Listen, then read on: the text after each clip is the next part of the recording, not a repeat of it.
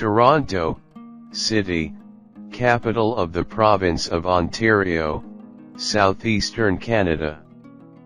It is the most populous city in Canada, a multicultural city, and the country's financial and commercial center.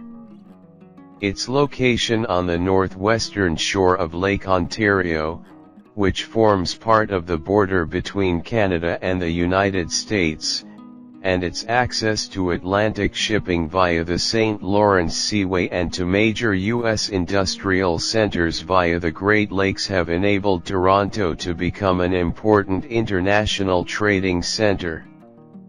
Known as one of the world's most multicultural cities, Toronto prides itself on its wide range of cultures, languages, food, and arts. Almost half of its population are immigrants. Toronto is itself a cultural phenomenon, with residents from around the world and scores of languages, foods, customs, and celebrations. They're what make the city great.